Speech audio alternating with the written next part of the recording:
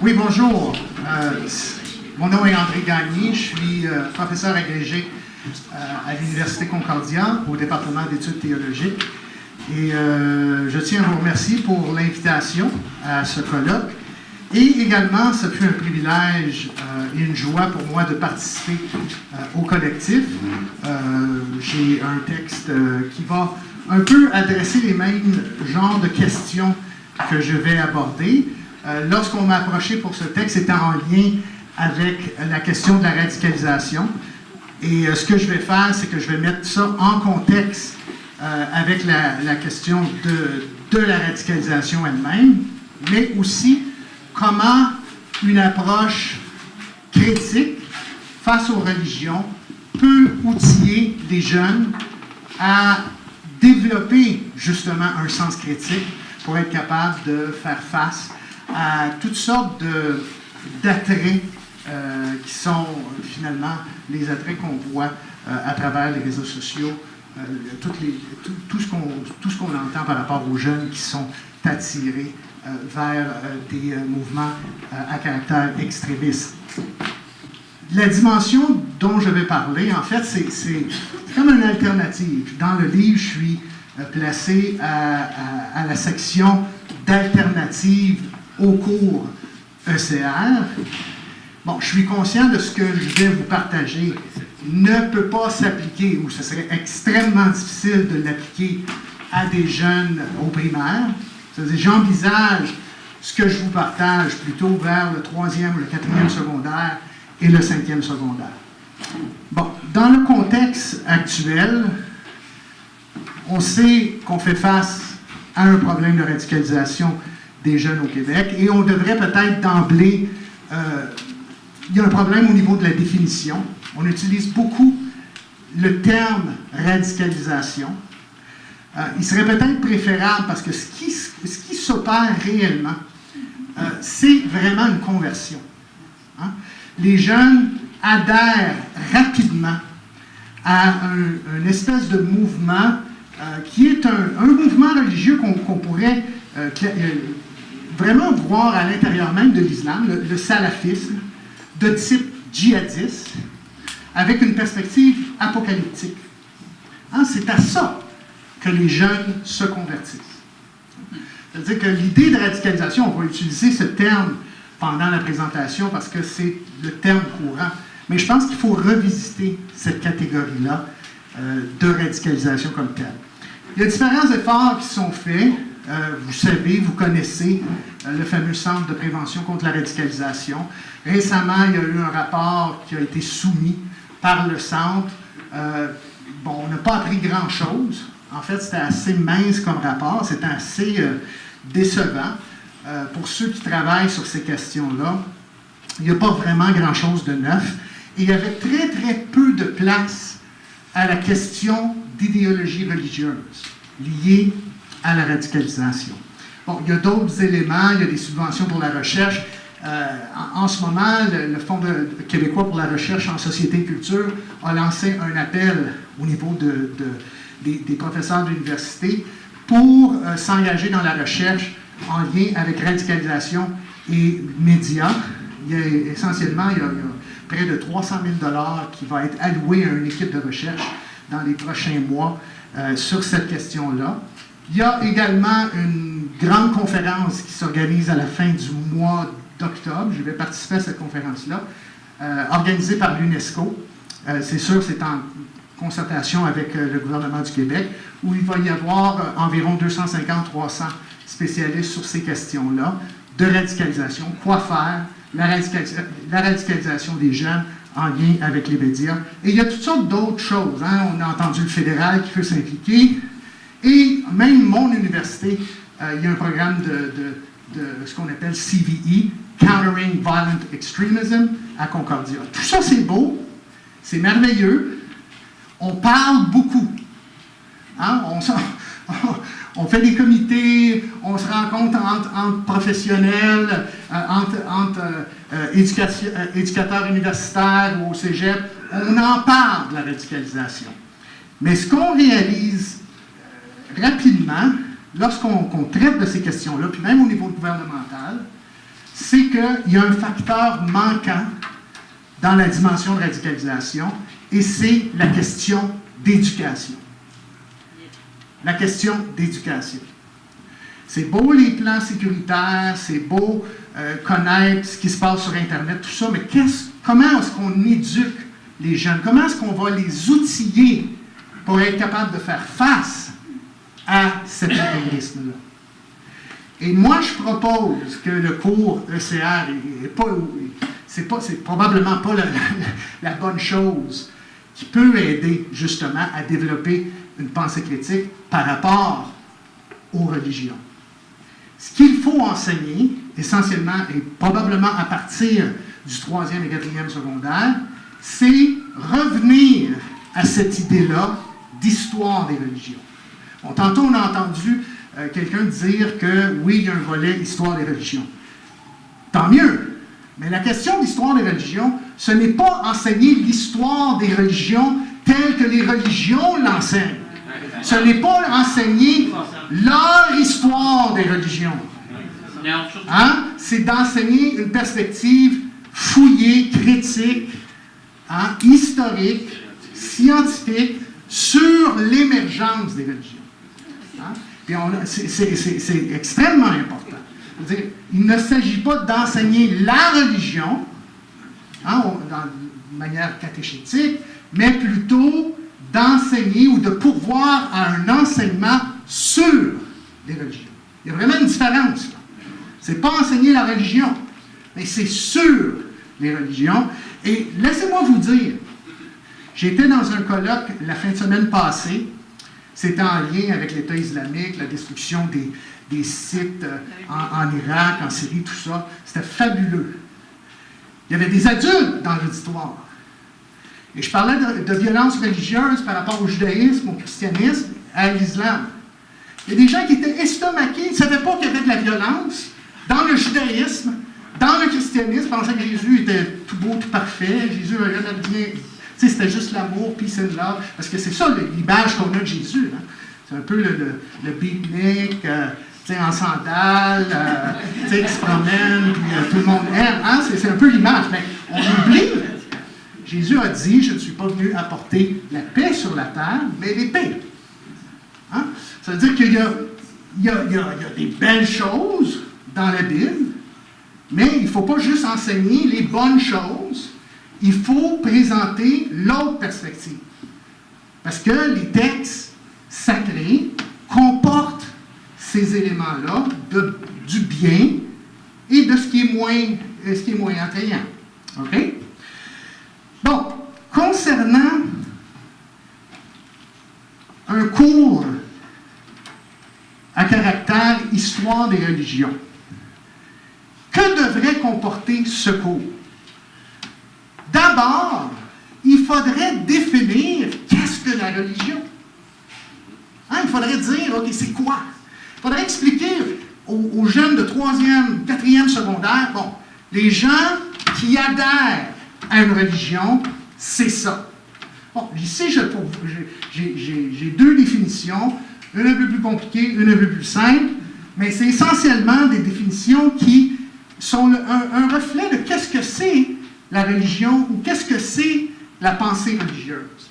Essentiellement, une première définition par Armin Gertz que j'ai cité dans mon article dans le livre. Il définit la religion comme un système culturel et une institution sociale régissant et favorisant des interprétations idéales de l'existence, ainsi que comme une praxis idéale en référence à des puissances ou à des êtres transempiriques. Okay? Plus simplement, c'est un comportement ou une pratique qui présuppose l'existence d'êtres de puissance ou d'entités spirituelles empiriquement non vérifiables et non quantifiables. Ça, là, il faut le dire. Okay? Il faut le dire. Et qu'est-ce que ça comporte, ce genre de définition-là? Et je traite de ça dans mes cours continuellement. Qu'est-ce que ça comporte? Ça comporte deux choses. Ça comporte la dimension croyance. Qu'est-ce que tu crois? Puis comment cette croyance-là influence ton agir. Comment est-ce que tu agis? Parce que tu adoptes une pratique, tu adoptes un rituel. Peut-être que toi, tu n'es pas conscient, mais la pratique et le rituel à l'époque étaient ou découlaient du système de croyance. Hein, si on sacrifie, c'est pour apaiser les dieux.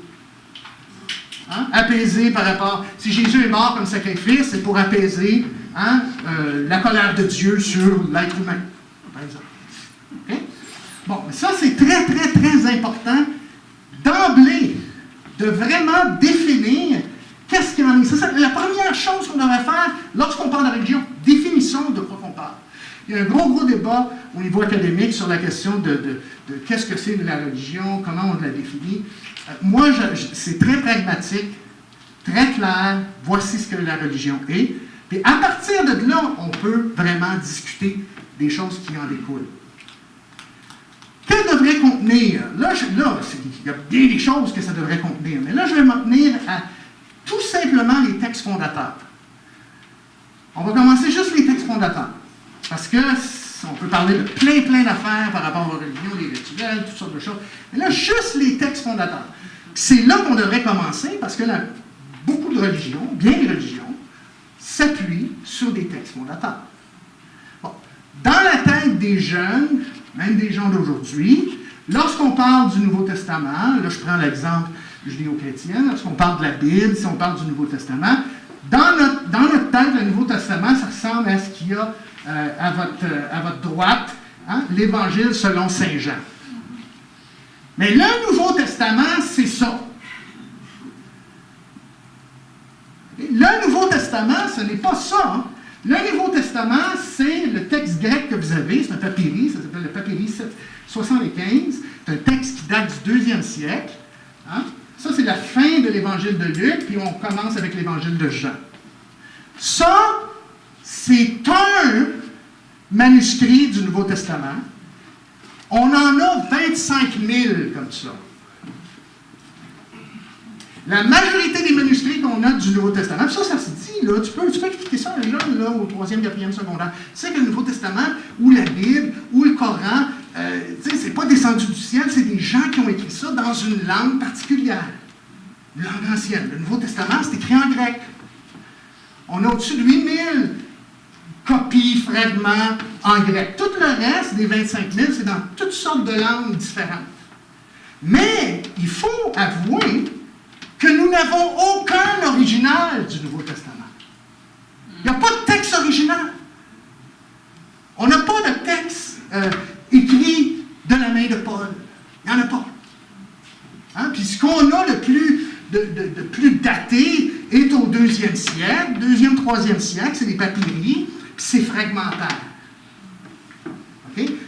Lorsqu'on fait un Nouveau Testament comme ça, là, on peut expliquer ça à des gens, lorsqu'on fait un Nouveau Testament qui parle de toutes ces belles histoires de Jésus qui marche sur les eaux et tout ça, lorsqu'on se met à constituer un Nouveau Testament comme ça, on prend tous les fragments qu'on a, parce que on n'a pas un Nouveau Testament complet de tous ces fragments-là. On prend tous les fragments qu'on a, puis on crée un Nouveau Testament. Mais malgré, au milieu de tous ces fragments-là, vous avez 25 000 fragments. Okay? 25 000 copies. Vous savez, quand quelqu'un se met à copier quelque chose, là, vous me donnez un texte, je vais me mettre à le copier. Puis là, quand je vais le copier à la main, je vais peut-être faire des erreurs. Puis là, ce texte-là, ces erreurs rentrent dans ma copie. Mais là, un autre va copier. Le Nouveau Testament, ou la Bible, ou le Coran, ça s'est transmis en recopiant des textes, un à la suite de l'autre. Mais quand tu recopies des textes, qu'est-ce qui arrive quand tu recopies des textes? Tu n'as pas d'ordinateur, là. Hein? Tu as des petites erreurs qui se glissent. Des fois, les scribes, ils ont le goût de faire des petits changements parce que ça ne fait pas leur affaire, ça ne reflète pas leur théologie. Ils font un petit changement. Les distinctions qui existent entre tous ces manuscrits-là qu'on a du Nouveau Testament, parce qu'on n'a pas un Nouveau Testament, on a des Nouveaux Testaments. OK? Toutes ces distinctions-là, toutes ces différences, ça s'appelle des variantes. qu'on appelle des variantes. Ça s'explique très simplement, les gens. On peut le montrer, on peut montrer des images. Savez-vous comment il y a de variantes dans le Nouveau Testament? Il y a plus de variantes entre les copies du Nouveau Testament que de mots dans le Nouveau Testament. OK? Ça, c'est la réalité, là. Ça s'explique de manière historique, là. Ça s'explique très facilement, les gens. Quand tu commences à parler comme ça, là, le gens, il prend un trop. OK. Il ne peut plus être trop dogmatique, là. De quel Nouveau Testament, de quel Coran, de quelle Bible hébraïque est-ce qu'on parle? C'est-à-dire, il faut commencer par les textes, par le texte lui-même, le texte religieux, qu'est-ce qu'il est d'une perspective historique. Ça, on ne peut pas passer à côté de ça. Ensuite, ce qu'on peut faire, c'est qu'on peut continuer sur le contenu des textes, parce que là, je vais juste parler du contenu des textes. J'ai juste une demi-heure. Je pense que j'ai encore un peu de temps. Du contenu des textes. Ce qu'on peut faire, c'est qu'on peut essayer de voir dans le contenu des textes comment ce texte-là lui-même s'est constitué dans le temps. Bon, ici, c'est très technique. Moi, je n'aborderai pas ça sous l'angle de ces termes techniques-là, mais ça se fait de manière très simple, dans une approche qu'on appelle historico-critique, les méthodes historico-critiques, où on parle de textes sacrés. On commence avec l'idée de source. D'où est-ce qu'il vient, ce texte-là? Parce que les récits normaux, les normatifs des religions, c'est de la révélation. À un moment donné, il y a quelqu'un qui était dans le désert, s'est enfargé dans le sable, puis c'est la Bible. On a un peu cette idée-là. Le texte est tombé, et j'étais quelque part dans le désert, il m'est tombé sur la tête. Mais c'est pas comme ça. Aucun des textes que nous avons n'est original en soi. Il n'y a pas d'originalité dans ces textes-là. Ils empruntent à d'autres sources. La Bible hébraïque emprunte à des sources mésopotamiennes. Le Nouveau Testament emprunte à la Bible hébraïque et à certains textes philosophiques de l'époque. Le Coran, moi je dirais que le Coran, c'est un texte biblique. Il emprunte à la Bible. Ça veut dire qu'on peut parler de sources avec des gens. D'où ça vient, ça? Puis on démystifie cette idée-là de révélation. Non, c'est un texte qui est concret. C'est un texte qui a été écrit par des individus, des êtres humains. Après ça, on peut s'attaquer à la question de ce que moi j'appelle le genre littéraire. Daniel a fait allusion à des histoires comme Jésus fait des miracles, marche sur des eaux, l'histoire, par exemple, de l'Annonciation ou les apparitions de Jésus.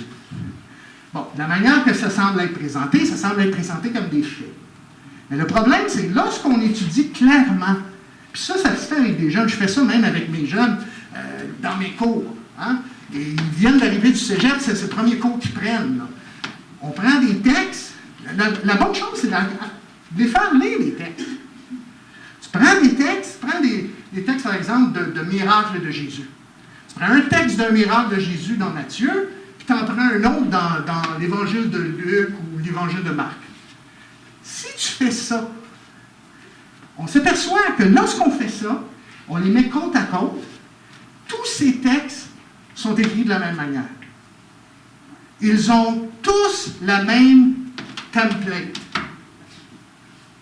Ils ont tous la même template. C'est toujours quelqu'un qui est malade, qui crie vers Dieu, qui a un guérisseur qui s'approche, qui pose une question sur sa maladie, qui fait un geste quelconque pour le guérir, que le malade est guéri et que la foule est émerveillée. Regardez toutes les histoires de miracles dans le Nouveau Testament, puis pas juste dans le Nouveau Testament. Regardez les histoires de miracles chez certains philosophes gréco-romains. C'est la même template qui est utilisée. Ça veut dire que c'est un genre littéraire. C'est un genre littéraire. C'est pas une vraie histoire, c'est un genre littéraire. C'est la même chose. Essayez pas d'harmoniser les apparitions de Jésus dans les 4 évangiles. Premièrement, dans l'évangile de Marc, il n'apparaît pas Jésus. Après sa mort, le tombeau est vide, mais il n'y a pas d'apparition. Là, vous lisez Matthieu, vous lisez Luc, vous lisez Jean, hein, vous lisez les histoires d'apparition de Jésus. Essayez de faire un récit cohérent de tout ça, vous allez vous arracher les cheveux. Ça, j'ai plus grand-chose. À un moment donné, là, c'est infaisable. Tu ne peux pas faire ça. C'est impossible. C'est-à-dire, quand les jeunes commencent à voir les distinctions, les différences entre les récits, parce que tu leur fais lire les récits. Hein? Quand ils commencent à voir ça, bien là, il y a un point de vue beaucoup moins fondamentaliste et littéral dans la lecture du texte. On commence à comprendre ça différemment, le texte. Là. On ne parle pas de récit historique. Analyse comparative aussi, on se met à comparer. Il y a bien des choses qu'on peut lire dans la Bible qu'on va retrouver dans l'Odyssée d'Homère. C'est les mêmes histoires. C'est juste les personnages qui changent. Hein? Analyse littéraire aussi, apprendre aux jeunes à remarquer ce qui se passe dans le texte, à avoir une sensibilité un peu narrative du texte. De lire ça vraiment, c'est des histoires, oui, mais ce n'est pas historique. Hein? Le but, c'est d'enseigner une leçon théologique. Hein? Mais il faut quand même qu'ils connaissent ça, il faut être capable de les introduire à ça. Ça se fait très, très, très facilement en leur faisant lire des textes de manière comparative. Moi, je le fais continuellement, puis ça fonctionne. Dans mes cours, des fois, j'ai des gens qui arrivent et ils pensent que ils savent tout, là, ils savent tout sur la Bible ou le Coran ou quoi que ce soit. Là, on commence à regarder ça tranquillement. Je ne leur impose rien, on commence à regarder ça, puis là, ils découvrent que ce n'est pas ce qu'ils pensaient. Là, ça les... Wow! J'avais jamais pensé ça. Ils rentrent avec une attitude très, très défiante, des fois, même dans mes cours. Puis à un moment donné, ils ressortent un peu plus calmes. Parce qu'ils s'aperçoivent que non, c'est pas comme ça que ça fonctionne. En terminant, pourquoi est-il nécessaire d'enseigner l'histoire des religions, surtout en lien avec la radicalisation? Parce que plus de sécurité, ça n'aidera pas. La question d'idéologie, là, c'est pas plus de sécurité. Tu ne peux pas te battre contre une idéologie en essayant de mettre plus de sécurité. Il faut que tu déconstruises cette idéologie-là. Il faut que tu la déconstruises dans le sens d'une manière critique. Les gens, au bout du compte, là, lorsqu'on parle de culture religieuse, tout ça, ça peut se faire dans le contexte de leur propre famille, à la mosquée, hein, à l'église. Ça peut se faire dans un autre contexte, mais au moins, à l'école, il va y avoir une perspective historique qui prend en compte la recherche la plus récente sur ces questions-là. Il va essayer vraiment, le professeur va vraiment essayer d'aider les jeunes à développer un réflexe critique dans la lecture de ces textes-là. Ne pas les prendre pour acquis parce que certaines personnes leur ont donné un statut sacré. S'ils veulent les croire comme texte sacré, c'est une autre chose. Mais au moins, ils auront un outillage pour questionner. Plus de sécurité ne protège absolument personne d'une idéologie destructive. C'est impossible. Et ce n'est que le seul remède contre l'intégrisme, contre le fanatisme, contre le fondamentalisme. Vous ne pouvez pas vous imaginer les fois... Moi, j'ai déjà... Bon, là, je suis à Montréal, mais avant ça, j'ai enseigné à l'université à la Laurentienne, à Sudbury. Puis nos jeunes, bon, vous savez qu'en Ontario, il n'y a pas de cégep. Ça veut dire qu'ils partent directement à l'université. Ils sont très, très jeunes. Puis j'en avais qui rentraient dans mes cours, puis vraiment convertis, puis qui allaient me convertir. C'est vraiment, là, évangélique, là, vraiment fondamentaliste. C'est la parole de Dieu. Puis à la fin du cours, c'était plus ça. Là. Je veux dire, c'est pas qu'ils ont perdu la foi, mais ils étaient beaucoup plus calmes, hein, moins intégristes. Puis ils étaient capables de dire, ah, mais il y a d'autres choses. Il y a des spécialistes, il y a des historiens qui se sont penchés sur ces questions-là. Ça vaut peut-être la peine que moi aussi, j'écoute ce qu'ils ont à dire. C'est la seule manière qu'on peut, en fait, développer une pensée critique. Merci beaucoup.